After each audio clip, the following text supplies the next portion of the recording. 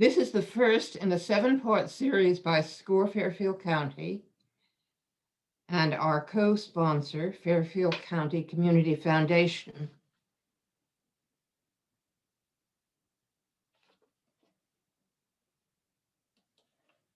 As you probably know, women and minorities were hurt the most during the COVID-required business closures. People like restaurants, childcare, and related businesses are often staffed by these demographics. The foundation and SCORE are especially targeting these hard-hit groups to aid them in developing their own business or help them grow their business. I'm Ruth Kelly, the webinar coordinator and a business mentor here at Fairfield County, and I'll be your host today. For those of you who are familiar with our webinars, here's an important distinction with this series. We will have a mentor reach out to each of you after today, and we're hoping you'll work with your mentor to develop a plan to help you grow, whether you are an existing business or are looking to possibly launch a business in the future. You'll certainly benefit from a review session with a SCORE mentor. On your screen, you see the topics that will be covered every Wednesday for the next 6 weeks after today. If you miss any of them, you'll be able to catch up by viewing these on our on-demand YouTube video, which will be available in about a day or so from today. Today's webinar is entitled, So You Want to Be an Entrepreneur, What's Next? Presented by Diane Winston. More on Diane in just a minute. First, some brief information about SCORE. Nationwide, we have about 300 offices with over 11,000 volunteers. We're part of the Small Business Administration. Here in SCORE Fairfield County, we have about 130 volunteers, and we offer 3 areas of assistance. One is one-on-one counseling. The second is educational workshops and webinars. We have over 150 a year. And the third is the extensive resources that our website, including a network of subject matter experts at your disposal, provide you. Here's some useful information about today's event. If you have a question, please use the Q&A window at any time. Our webinar will end around 1 o'clock today. The session is being recorded, and the recording will be available at fairfieldcounty.score.org within the next couple of days. Now for our speaker. Diane Winston is a business strategist with over 25 years of corporate and consulting experience.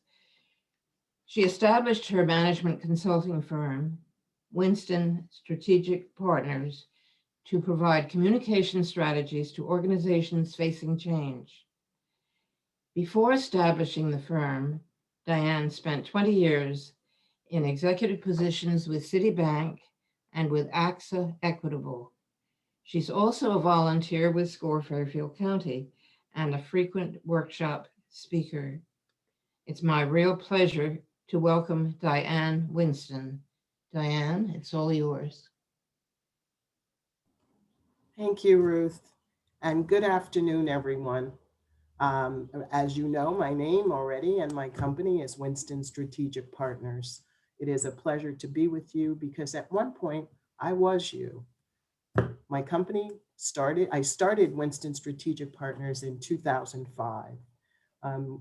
We are a management consulting firm, and what we do is we actually support change in all forms. For organizations, we offer change management, coaching, as well as communications.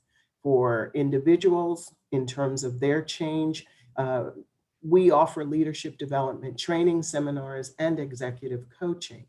And then at the cultural level, because of our client demand, we now offer DE&I, diversity, equity, and inclusion programming support. So I'm pleased to be the presenter today. I am an entrepreneur and I am also a SCORE mentor. But the question is, what's next?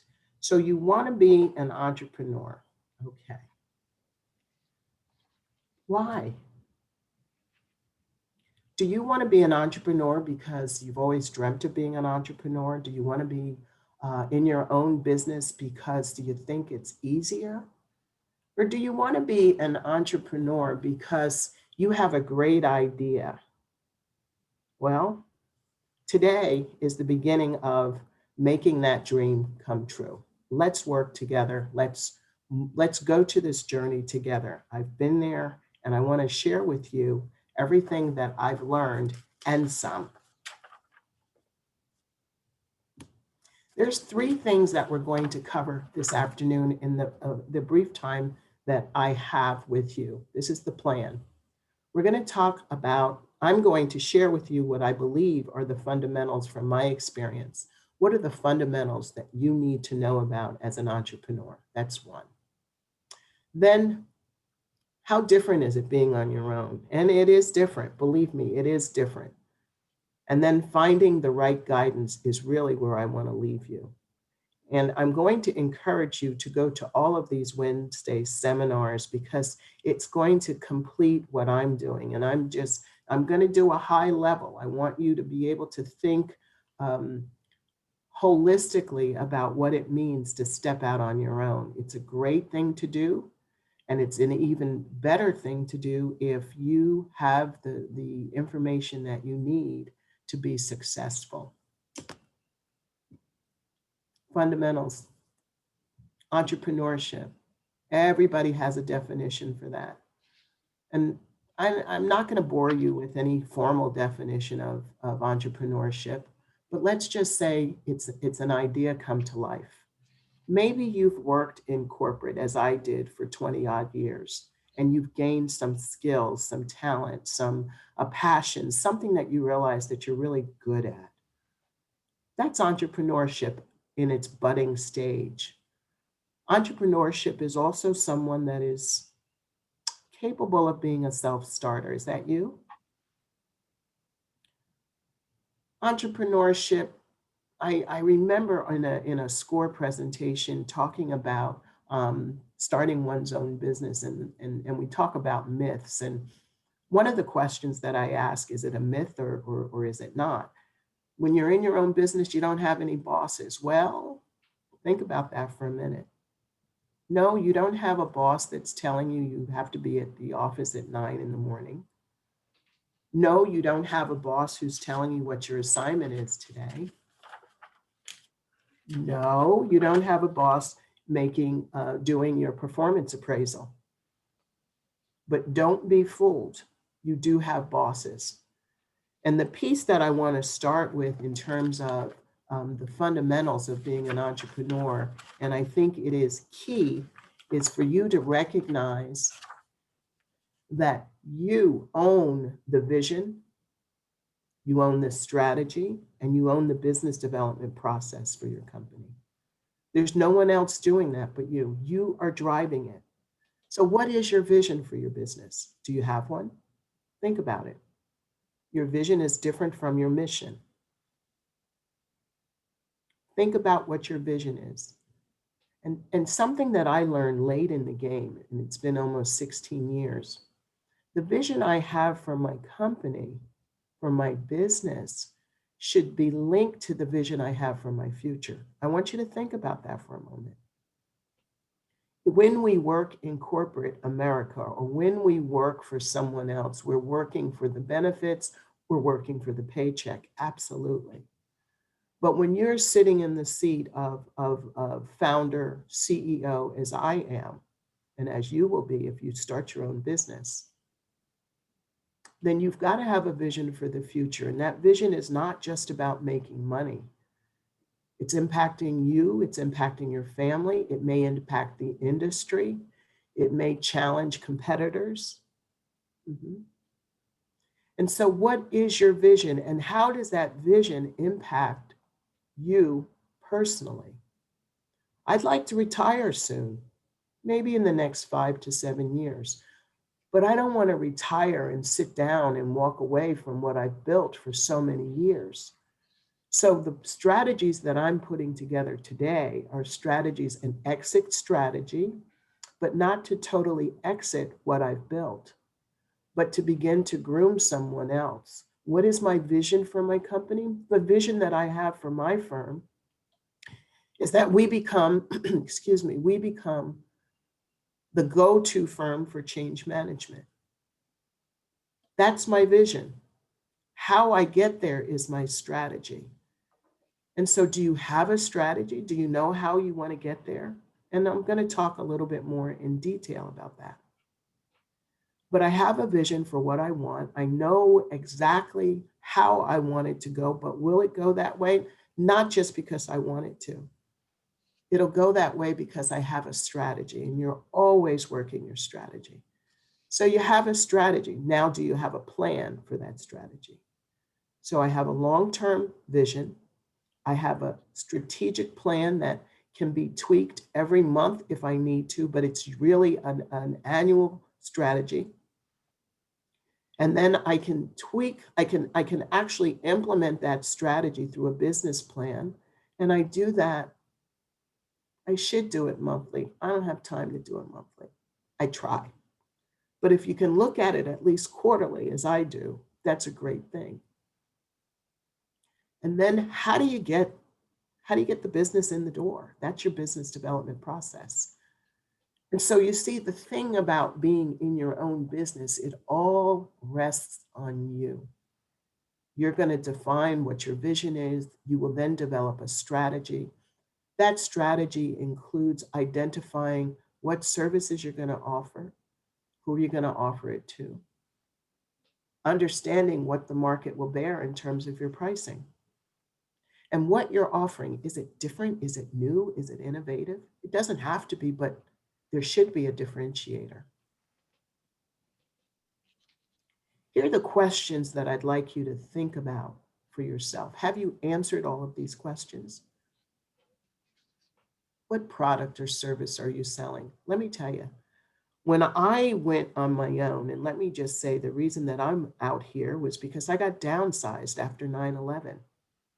And while I had always said I wanted to have my own business, I hadn't planned it. And so that's not quite the way you want to go into it, but sometimes it is the way that you end up into it. I know a lot of clients of SCORE have started their own business as a way to recreate or reinvent themselves. That's what I did. So when I started, I started by saying, oh, I'm going to be a communications specialist, because in my prior positions at Citibank and at AXA, I was doing strategic communications. I was defining the strategy.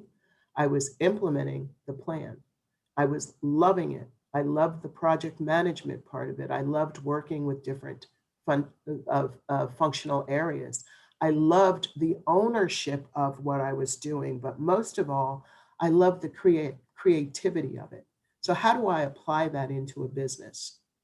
Well, being a novice, never having thought it was going to happen when it did, I ended up saying, oh, well, I'm going to be a communications strategist. What the heck is that? So, like a lot of small businesses, when we start out, I started out and I just did everything. I did resumes, I did profiles, professional business profiles for people. I did press releases. I did PowerPoint presentations. I did content for website. I did all those things, but it truly wasn't where I wanted to go, but I needed to make money. And then I landed a wonderful 2-year consulting assignment with a local corporate, and it was change management communications. And what I realized was that role in and of itself gave me the same satisfaction that I had in my roles at AXA Equitable and Citibank. And so change management, that had a buzz, and I had to learn a little bit more about what it was. I had been doing it, but now I had experience with a consulting client and I was doing it. So who are you planning to sell it to? Well, I didn't know at the time who I was planning to sell it to. I just knew I was on the street, I needed a job. And when I look back over the 20 odd years I've been in corporate, I could do a number of things, but the thing that I loved most was the communications part of it. Now that I had that one consulting assignment, which was 2 years full time, it was a blessing. Then I had to figure out when that ended, then what?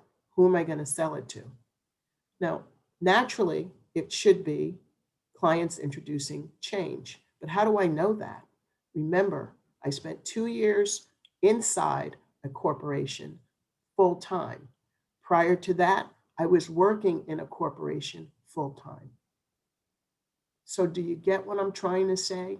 I had no clue who I was going to sell to. I'm giving you a heads up that you want to do some research if you're going to go into business and you want to try to figure out who your client is going to be.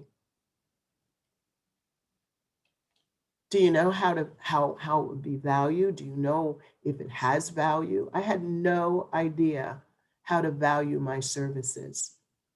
Do you? Now, it might be easier if you're selling products, but when you're in a service business, it's not that easy. So what did I do? I'm a great networker. And that also is one of the things that you're going to have to start doing as an entrepreneur, as a business owner, as the CEO of your company. You're going to have to go beyond the barriers and parameters that you normally walk in order to meet new folks. So what I did is I talked to my friends who had friends who were consultants, and I spoke to them about how do I price this? And then I kind of found someone who did what I wanted to do, not change management, but in the communication space. And they were gracious, and they sat down and they helped me to think about how I was going to price what I did. But pricing it isn't valuing it. The value is, what is the value to my client? Now, again, it's a little different when you have products to sell, excuse me. When you have products to sell, you kind of know, you have a ballpark figure of what the value is in the competitive market. That's not the case if you are offering something brand new. Then you have to do a little bit of research. You can do a focus group. You can talk to prospective clients and explain what it is that you're offering and get some feel for how much they'd be willing to pay for it. And then increase that sum so you have negotiation room. Now, do you have experience or training in what you want to do as an entrepreneur? I'll give you an example of what not to do. I have no idea what's under the hood of a car. I cannot change a tire. It would be not wise of me to want to start an automotive repair company when I know nothing about it.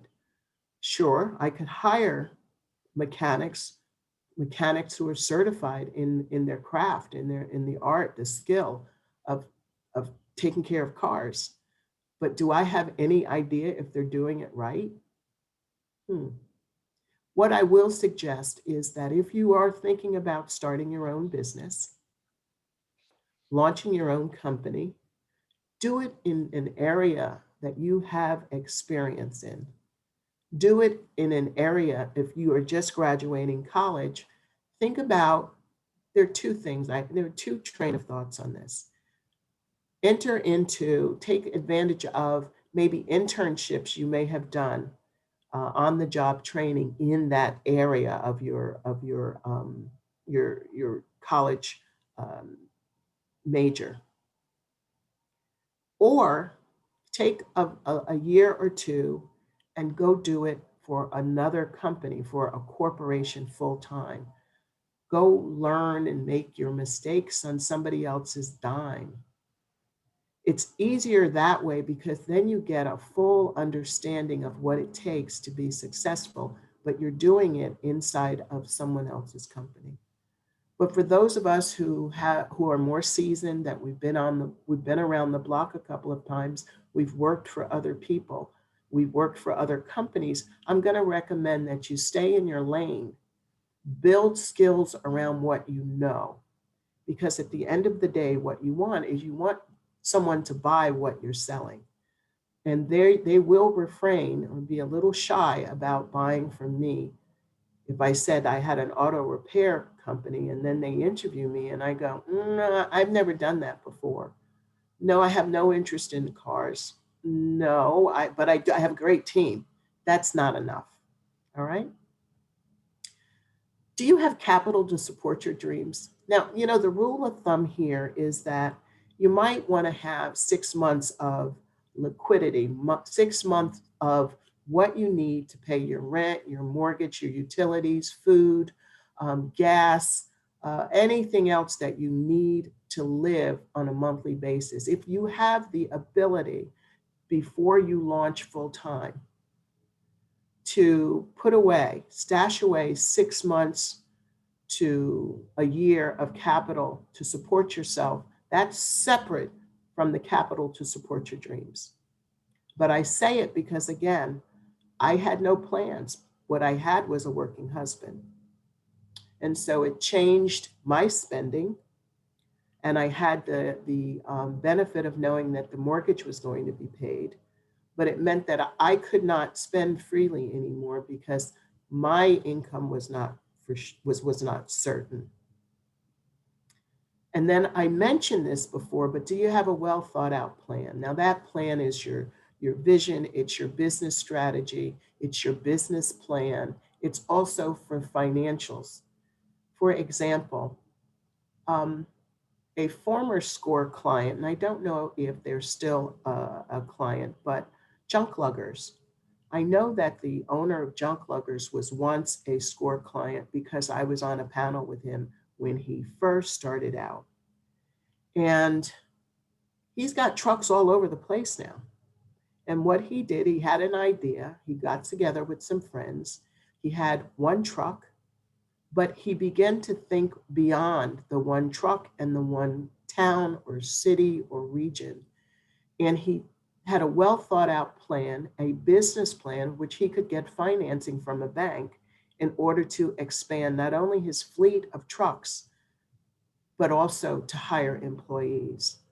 So when you have a vision and you have a business plan, you're thinking not just about the immediate future, but the long-term future. Is it well thought out? And I'll talk a little bit about testing that model because we have an idea, but we've never been in business before now, right? So you really want to have a contingent of people, resources that you can think through your plan. And then, of course, what resources have you identified to support you? Going back to the example of Junk Luggers, he was in college. He had college friends. He had one truck. One truck, 3 people. Okay, that worked because he needed people to help haul junk into the truck. But when the demand got to be greater, he needed more resources, and therefore you can't put 5 guys in one truck. It's a waste of resources, right? Okay, you get the point on this. So this to me, it represents very basic fundamentals of entrepreneurship. Not everything, by the way, but basic things you should consider if you're going to go into business. Now let's talk about how being on your own is different. I spoke about the vision, the strategy, and the business development process. The point here is that it's yours. It's yours. So take some time and think about just dream. It's a dream. It's your dream. Don't get ahead of yourself and start doing websites and start doing business cards and brochures and all of that. Just figure out what it is you want to do. Get yourself registered in your state, If necessary, register in your town or your city. In Connecticut, everyone is supposed to be registered in their local town or city. Get yourself an employee identification number with the federal government.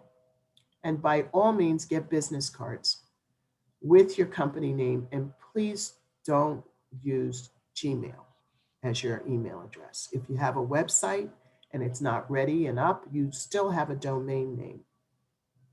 Okay, so now that's just being out on your own. That's the window dressing stuff, okay? But now here comes the meat of it. When you first roll out, unless you roll out, and I'm going to say, unless you're buying a franchise, unless you're taking over a pre-existing business, if you're truly starting from scratch, as I did, you will be wearing all functional hats. That means that you are, yes, you are the CEO, but you're also the operations manager. You're also customer service. You're also the administrative assistant. You're also the financial person, the bookkeeper. You're also the salesperson, sales and marketing. Being out on your own means in order to get started, you're going to be doing all of those things. Now, having said that, the one thing that I know I'm not good at, I'm not going to do it. I'm not. And it's not being good at it. It's just I'm not wired for numbers. Yes, I can add numbers. Yes, I have a degree from a finance school. But let's face it, I'm a creative. So understanding that, I did all of the stuff. I'm still doing most of the things. I do have a virtual CFO now. I also have a virtual administrative assistant, and I work with, in collaboration with other individual consulting firms or individual consultants to deliver my services to my clients. But when you're starting out, you can't do it all. The first thing I unloaded was my bookkeeping. Yep. I knew I wasn't going to keep up my books. And I knew that at the end of the first year, I would have to report as an LLC. I'd have to do reporting on my tax return, Schedule C. Another thing that's different about being on your own, there's nobody to blame if it goes wrong. It's you. The buck stops with you. So if you're someone with broad shoulders and willing to take the brunt of mistakes happening or missing deadlines, which I strongly urge you not to do because your reputation will precede you. But at the end of the day, you take responsibility. Now, let me give you an example of that. Most recently, i.e. today, I told a client that one of my subcontractors would not be delivering a keynote presentation as planned on Monday. Now, the reason that I did that is because we had scheduled with this client a walkthrough of the keynote this past Monday, but the client was a no-show. I sent an email while we were on hold on Teams. We were invited by that client. And I sent an email and said, we're both on hold to review the presentation as you requested. No response. I then sent an email and I got an auto response from the client that said she was out for the day, have a good day. But there were two people. So today I released us from that expectation and I sent an email to both clients who were involved with this initiative. And I said that we would not be available. My subcontractor has scheduled something else. Let me know if you want to move forward. Well, it turns out that it was not a misunderstanding on my part whatsoever. The client just didn't feel that they needed to let us know they weren't going to be around for the meeting they planned to see our presentation. So what do you do with something like that when you're the CEO? I went back on an email. Well, she comes back and she says the announcement has gone out, the invitation, they've been marketing it in the company, the keynote, people have signed up. They're fully expecting us to be there on Monday. And as much as that got under my skin, I'm the CEO. So I went back and I said, the confusion must be on my end. I apologize. And I said that, my subcontractor has revised her schedule to make herself available. And that's that. It's about money. It's not personal. The buck stops with you. The client is generally always right, but in that case, what's the harm of making a pivot and saying, okay, no problem, confused, we had a meeting, you weren't there, thought it wasn't going to happen. Okay? Clients and employees, they rely on you and your family. So this myth that we have all this flexibility and we have all this time and we can decide that we're going to quit working at noon and maybe we'll stay up till the middle of the night. Yeah, you can do all those things because you're on your own. But when you're in the game as the CEO of your company, then you've got to act like you're the CEO of your company. If you say you're going to make a deadline, make the deadline. If you can't make the deadline, tell them you can't make the deadline and tell them why and give them a revised deadline, talking about the clients. But also with your employees, they rely on you for direction. So you want to teach your employees everything you need them to know. There's a book I'd love for you all to get a copy of. It's called The E-Myth Revisited. I read this book about 2 years ago. I didn't know about it, maybe 3 years ago, and I keep going back to it. And the bottom line is that you are responsible for making sure your employees are performing the way you want them to perform. And when they do, then you're going to have happy clients, but you have to set the standard for them. And then every decision that you make, face it, is going to impact your bottom line. And that's one of the reasons that I recommend, if you're going to start your own business, don't do all this marketing stuff first. First, figure out what it is that you're going to sell. What are you selling? Who are you selling it to? Sit down and talk to people and formulate a plan. Because a lot of times people spend lots and lots of money doing websites, getting really nice logos done, and business cards, glossy business cards. And while the attraction to do that, I totally get it. But what happens if no one buys what you're selling because you didn't do enough research? Okay. So my thing is, every decision you make impacts your bottom line. And when you're starting out, your bottom line, you're starting already in a deficit because you've got to spend money to make money. And so you want to make the best decisions possible so that as you move along in your business, as you become more mature, that the decisions you made early are now paying for themselves. And then listen, let's face it, you have flexibility and options galore. I try to use Mondays and Fridays as my administrative days to take care of things in the business. My admin comes in and we sit and we go through things I need her to go through. I still may have a meeting or two, but I try to set aside time to run the inside of my business to make sure the operations is the way that I want it to go. Fridays is when I meet with my virtual CFO and we look at the financials, we look at the budget, we look at the projections for the year. That's part of being on your own.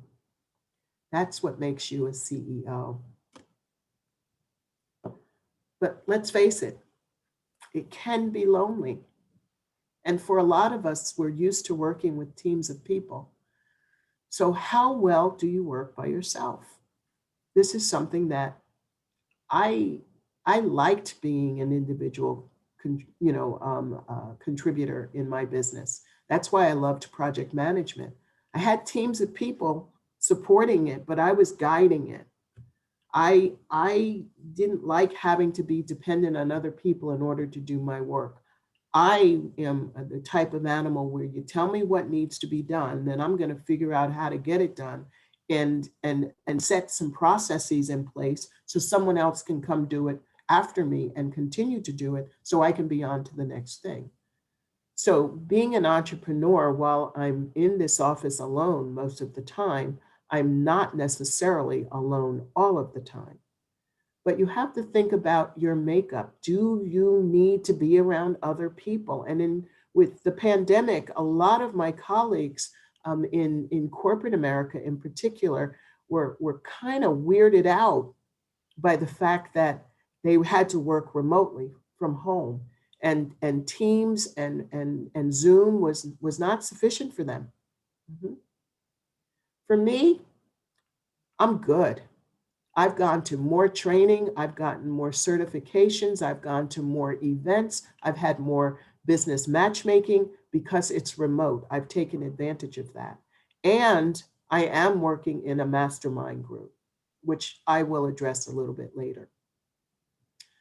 Being on your own requires discipline. Don't get that twisted. You need a lot of discipline. You can get up whenever you want in the morning, but you really want to be at your desk. And this is what I'm going to recommend. You really want to get in a routine as though you were going to be going to an office, if you go to an office, or if your business takes you outside of your home. You want to operate like you're still working in a formal corporation or company. And you want to be on that job at 8 in the morning or 9 in the morning. You don't want to start your day at 11. You want your meetings to go boom, boom, boom. You want to be on when your clients are on, when your colleagues are on. And then I can't say this enough. Somebody said this to me at Citibank, you're tenacious. And I thought it was a bad word. But I'm proud of being tenacious. Tenacious simply means figuring out what it is that you need, what it is that you want to do, where you want to go, and getting there, no matter what. You want to have tenacity, particularly on your own, because sometimes it's going to get discouraging. You put in some proposals, you respond to RFPs, requests for proposals, and you get turned down. Or you send email follow-ups to people you've met at marketing events or business events, and they don't return your call or your email. And sometimes people don't think what you're selling has value. It can be very discouraging, but that's why having a vision is so important, right? Okay. Have tenacity. Be proud of being tenacious. I am. And then you must know when to course correct. Mhm. Remember when I said how I started out as a communications strategist? Remember that? Well, I course corrected based on what my clients wanted to buy. I stopped doing resumes and professional bios, one, because the folks that need it couldn't afford to pay me. But I'm working just as hard for them as I would for a client that could. So I had to make a decision to course correct. Now, having said that, because a gift of mine is writing, I will from time to time do that bio or do that resume, but I do it for free as a give back to my community. I don't believe that God has blessed us with talents for us to squander them and only do it if we're getting paid. But I had to course correct. I had to reshift who I was going to do business for or with. I had to reshift from saying, anybody that needs me, I'm going to do it no matter what it is, to I'm going to serve corporate clients and I'm going to serve government, public clients. That's where I've come. I'm no longer just focused on one group. I've diversified my focus. That is course correcting. It is taking a long-term view for where you want to take your company. Being on your own also means you don't want to be sloppy. You want to have structured systems and processes. What do I mean by that? I mean that if you're going to earn money, if you're going to collect revenue, if you're going to make sales that generate revenue, then you don't want to put it on a piece of paper. and then look for that piece of paper. How about doing something like QuickBooks, and you invoice through QuickBooks and you receive the payment through QuickBooks? This will allow you not only to see the money coming in, but you can also, with a good bookkeeper, and some of you may be okay with doing this work. Remember, it was the first thing I outsourced. But it will allow you to be able to pull up certain financial reports, your profit and loss statement. You need to know that stuff. You didn't have to know it when you worked for someone else. They had the financial controller's office, the FinCon people. They took care of that. You didn't need to know that. If you were in sales, you needed to know what they were expecting you to generate in sales. And then you might get your commission from that. But when you're managing your own business, you not only want to see your revenue, but you want to know what your expense distribution looks like. You want to be able to project what your revenue is going to be in the year to come. Okay, so that's a structured system, but it also means in terms of sales. You don't want to be helter-skelter about your sales process. You go to a function, and that function, you meet people, you collect business cards, you reach out to the folks with the business cards, and then what happens, right? And then what happens? You follow up, you reach out to them, you follow up, you make get a database. You can use, there are all kinds of free databases. The one that I'm thinking of, which is very comprehensive and I don't use it, is salesforce.com. Simply because it is, and I know a small business owner who is just like me, a solopreneur, and she lives and dies by sales.com. Find a tool, a process where you can capture the information on people that you meet, whether it's clients or colleagues, so that you're building a network of people. And then you don't have to go it alone, even as a boss. Increase your odds for success as a minority and as a woman-owned business. Join trade and functional organizations. And the reason that you do that is because you want to be able to be on top of where your clients are, but also where your colleagues are. You want to be able to understand trends in the industry. You may even hear about pricing on the things that you're selling. And one of the things that I have found to be most beneficial in being in business organizations is having access to people like myself. So now I mentioned I'm a solopreneur. I've got ancillary support through a CFO, a virtual CFO, a virtual admin, but to actually deliver executive coaching, I'm not certified as an executive coach. But I have met and I'm in collaboration with firms that do that, other small business firms that do that work. So we have subcontracting agreements. Now, as a minority, as a woman, one of the other things that you want to do is you want to get certified as a minority business enterprise. I have up on the screen the National Minority Supplier Development Council, their website. Go there. Learn everything that you can, get certified. It will cost you money. You keep that certification up on an annual basis. For women, to become a woman business enterprise certified, you want to go to the Women's Business Enterprise National Council. Their website is on the screen. Now, the reason for those two certifications, one, because this series is focused towards minority businesses and women business enterprises. To get these certifications, and those two are what corporations look for.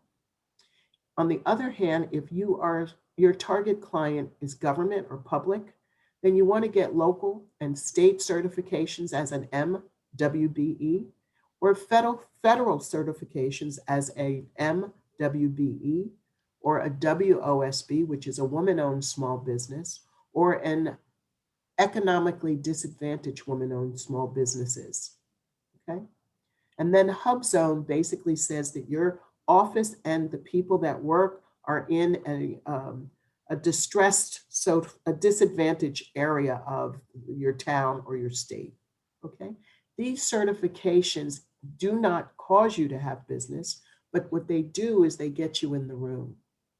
You, as a certified MBE or WBE, your regional organizations, I'm in Connecticut, my regional organization with the NMSDC is the Greater New England MSDC. And so through that organization, they have forums which I am able to meet members, corporate members of that affiliate, of that regional affiliate. The same with the WEBEC. I'm a member of the WEBEC Metro New York. That's my regional affiliate of WEBEC. And they have monthly meet this one, meet that one, and I go and I meet and you build relationships. It also helps you on corporate and state and federal, all of your certifications for set-asides. New York State, for example, it has a requirement that 30% of all contracts for the entire state, New York City included, must go to certified MWBE firms. So the set-asides is the opportunity. The building the relationships is what you must do in order to even be considered. So understand your business landscape. I'm taking a look at the time, and I want to make sure that I allow time for questions. Who are your competitors? What makes your offering different or more valuable than someone else's, your competitors in particular? Do a SWOT analysis. What's your strength, your weaknesses, your opportunities, and your threats? Spend some time doing that. Join industry organizations to stay abreast of trends. Find or join a mastermind group for accountability. I know here in the state of Connecticut, out of, I believe, the New Haven region, we have a mastermind group. It's a collaboration of professional women of color. And they meet every Monday morning. And every Monday they meet and they talk about what they plan to do that week. And then the following Monday, they come together and they're accountable to one another. I'm in a mastermind group as a result of having gone through the Goldman Sachs 10,000 Small Businesses program. A segment of our cohort continues to meet. It's been 5 years. We meet every month. I meet with my mastermind group every Tuesday at 5 o'clock. So understand your business landscape and do these things. And then finally, find the right guidance. Join industry organizations, find out what's going on. Take business development and management training seminars. I use this time at home where there was less travel to get certified as a ProSci change management practitioner. That's all about change management. Now I can tell my clients, yep, I'm certified by ProSci, and I also continue to do change management communications. You need guidance. Get a lawyer, get a banker. You need a CPA to do your taxes. Do like I did, get a bookkeeper. Make sure you hold on to your receipts. Separate out your business from your personal. And you'll hear more about that. And then finally, and I should have said foremost, sign up for a SCORE mentor. Unlike me, I was in business for almost 2 years before I even knew about SCORE. The great thing about SCORE is they want you to succeed. The businesses that succeed have SCORE mentors. There are businesses that succeed without. But if I go back and I talk about junk luggers and how expansive that company is right now, and there's another one I'm thinking of, Untangled, they both started with SCORE mentors and they have grown tremendously. I'm so impressed. So finally, remember, this is new. Rome was not built in a day. You can't build success in a day for your business. Take it step by step. Take time to get it right. Don't be afraid of when you make a mistake. Course correct. Don't be shy about asking for help. And always, always, and I know I kind of feel sorry for saying this, but I need to say it, strive for excellence. Your reputation depends on it. It also poo-poos any assumption that because you're a minority business or you're a woman-owned business, it's going to be less. It also poo-poos that the expectation because it's a minority or in women-owned business that we're going to accept payment of less for our services. And then reach back and bring someone with you. Bring another woman, bring another minority person that is struggling and they're thinking about starting their own business. We have an obligation to one another. And so with that, I will say thank you. And Ruth, if there are questions, I will take them now. Diane, thank you. There certainly are a couple of questions. You covered the field so broadly that we don't have a large number, but here's a couple of, we have someone who asks, RP asks, do you have advice in finding mastermind groups that are not run by creditable knowledge leaders? What?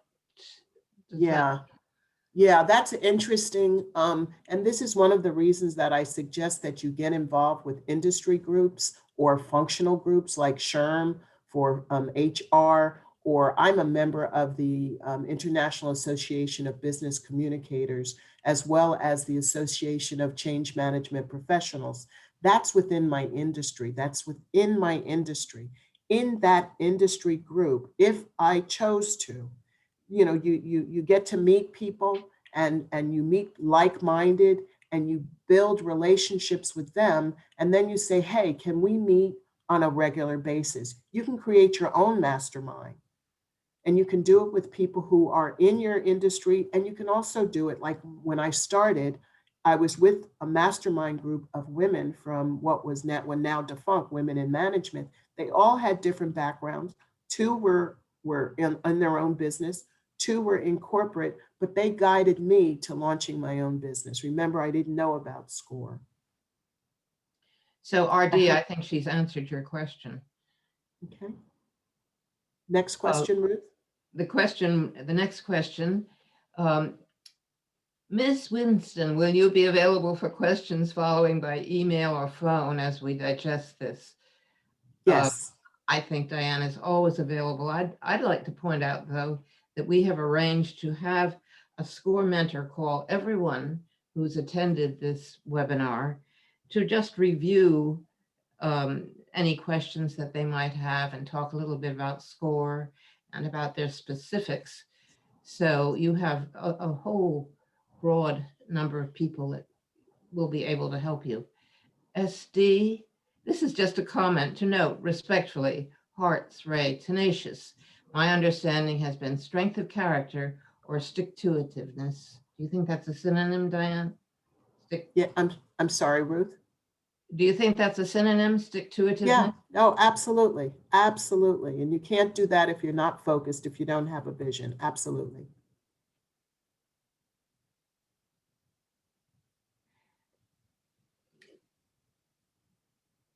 Diane, here's a question.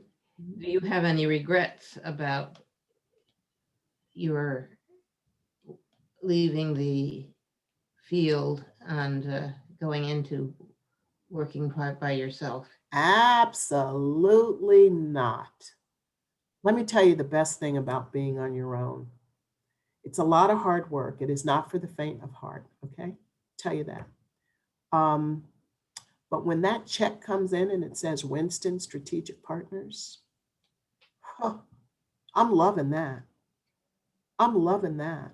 When I can tell a client that another client paid me for the services that I'm doing, when I have a client who's willing to write a reference for me because I've got a proposal and I'm offering certain services and my client gladly wants to do that, I know I'm on the right path. So the answer is no. Do I get tired? Do I get weary? Do I get discouraged? Yes. And that's why a mastermind group, or even having people who are also in small businesses like yourself, it's good it's good to have those relationships. If you are a SCORE client, there is a series that is often done. And Ruth, I don't know if it's still available. The one I do the introduction for, that's a cohort of folks that you should stay in touch with if you go through that. Here's one last thought, and I think you've really covered this, Diane, by explaining the amount of research that you went through before you, before you were in business. Should I leave my business that I'm working for now and go right into working for myself? The answer to that is one that I think only you can make that decision. Do you have a structure in place? Do you have a non-compete with the company you work with now? I'm assuming you'll be doing the same type of work you do for them, and you may be poaching their clients. You could possibly, in consulting, that's something we have to be careful of, having clients come over to us from corporate to work with us as individuals. But you're the only person who can decide if the time is right. And some of the things that I've shared with you today should help you make that determination. Do you have enough money put away in case it takes a little longer for you to get that first client? Do you know who that client should be? Do you know what differentiates what you're selling versus your competitors? Do you know who your competitors are? These are all things that I'm going to encourage you to use a SCORE mentor if you don't have those answers. Use a SCORE mentor. They're available online. They're available by phone. I'm not sure, Ruth, if their in-person meetings have resumed, but use a SCORE mentor to bounce some of those ideas off, because when you start your own business, you also have given up benefits. Great answer, Diane. One more. Will this webinar be available to listen to on demand? And I think we have definitely covered that. It's the beginning of the series, and yes, it is. Just check our website, fairfieldcounty.score.org, and you can check on the various repeats as this is being recorded. Diane, this has been an absolutely wonderful session. You and I have known each other for how long? Since I've been in SCORE. Since I've been in SCORE. It's a long time. Yes. And I've gone to Diane for advice myself when I was going out west to make a presentation for SCORE National. I said to Diane, I've never talked before a group of 5,000 people or however many it's going to be. What should I do differently? And she gave me some excellent advice. It's sharing things is such a great idea. Great information, and thank you so much for sharing. Thank you very much. And best wishes to all of you out there. You can do this. Can you put on the last? There you are, Ruth. SCORE. Oh, yes, there we are, the reminder. It is a reminder that the recording is available and you have the website.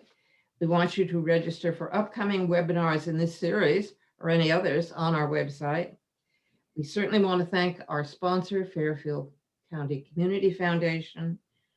And remember, other mentors will be reaching out to you about your business. So share with them whatever is in your process. Again, thank you for coming.